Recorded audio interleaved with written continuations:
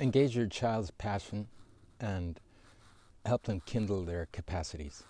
Hi, I'm Mickey Dedier. Today I want to talk a little bit about how our children and their curiosities, their gifts, their passions are hinges or leverages for helping us see what they're ripe for, what they're ready to learn, what capacities that you might coach them, guide them, support them in developing. As you can see, it's winter here in Sweden. We're dipping down minus 15 and lovely, lovely snowy days, which I hope will stay here for a long time. In an earlier video, I made an early video which is about risk. I filmed that out with the Foxes, which is a nature program I run for children. And they were readying a shelter, and tomorrow they were supposed to sleep in it. But due to the winter illnesses, we're not a full team, and it'd be a pity for all those kids who worked 6 months to prepare for this, wouldn't be able to join us. So that's not happening. But I want to say in relation to that, I wanted to say that they don't go from scratch to building a shelter and sleeping in the snow. So there's a handful of skills that they had to have before they can go out and sleep in the snow, virtually alone. I'll be nearby, but not in their shelter. They had to learn how to make a fire under all conditions. They had to learn how to identify trees. They had to learn how to use an axe, how to use a saw, how to tie knots. They had to also learn how animals protect themselves against the elements, how they stay dry and shaded or cool when needed.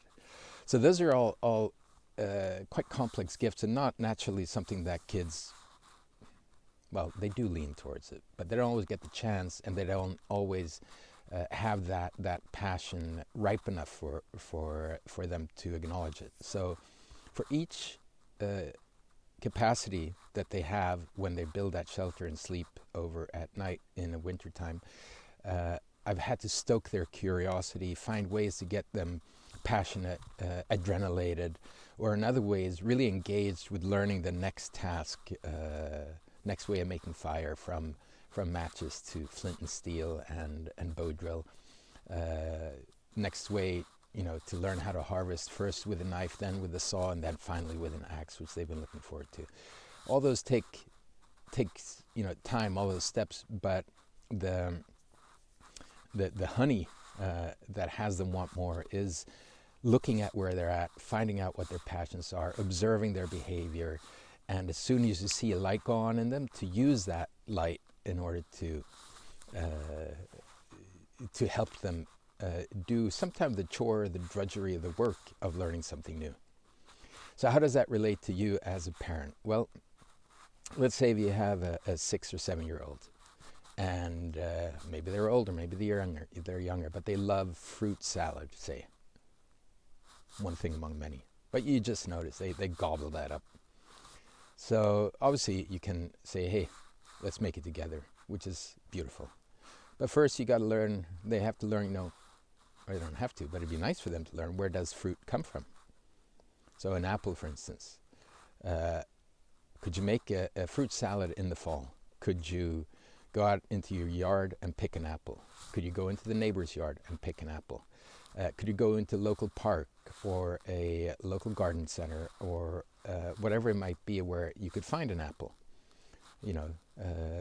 Obviously, most of us perhaps don't live so that we have an apple tree in our yard. Well, you could get creative about that, find out where are the apples. And, you could go to the store, try to see if you can find a seasonally available apple that grew locally. Or there's a farmer's market. Well, all kinds of options. So that's the first, hey, if you want a fruit salad, let's do that. And you can help them picture the fruit salad. What do you want in it? How are you going to pimp it? What are you going to put in it? You want raisins? You want hazelnuts? What do you want? So let's say they got the apple and you bought the other fruit if they're exotic, not native to your place, or maybe you make one on plums and pears, and if you have grapes, maybe you can harvest hazelnuts, whatever you might find. So let's take the apple. First, your child needs to learn how to peel the apple. So you peel the apple, talking about the fruit salad. Next, they need to core it. Now, if you use a corer, it's a bit of a tough thing. So you teach them how to core the apple. Next is how to split the apple with a knife. Maybe they're really, that's really easy for them, or there's some motor skills they need to learn. Then you need to chop the apple. Well, you get where I'm going. Then you need to do the same with all the other fruits. You need to mix it up. There are all these steps along the way. And finally, you have them serve it. Say, we're having dinner tonight. Why don't you make the fruit salad? And I'll make the dinner. And then you have dinner. And then they get to bring out the fruit salad. And they get to serve everyone. They get to see everybody enjoy their fruit salad. And now they're not only have a new capacity that you've helped them develop by following their passions, but they've also experienced what it's like to be needed, what it's like to be generous, what it's like to work. They might not see it as work yet, but it's good preparation for the chores of more mature years that can be a drudgery. You're teaching them how to enjoy the process. So when all of that is said and done, when you've eaten that delicious fruit salad, the next and final step perhaps is to have a, low-key, easy chat with them about how it was for them, what they learned, what they observed, what was hard, what was easy. Not an interrogation, you understand, but a conversation where you're really curious about what it was like for them. So they've gone from enjoying a fruit salad to now making and serving a fruit salad, knowing each step. That's one way you can leverage their passions to build their capacity and make them feel needed. And feeling needed, of course, is one of the foundational parts of belonging. And along the way, of course, you've not actually taught them to make a fruit salad. You've taught them about all these qualities that are so important to know that you can serve, you can be generous, you can work, you can help out, you're rooted to the land somehow, you know where things come from. It's a beautiful thing to do.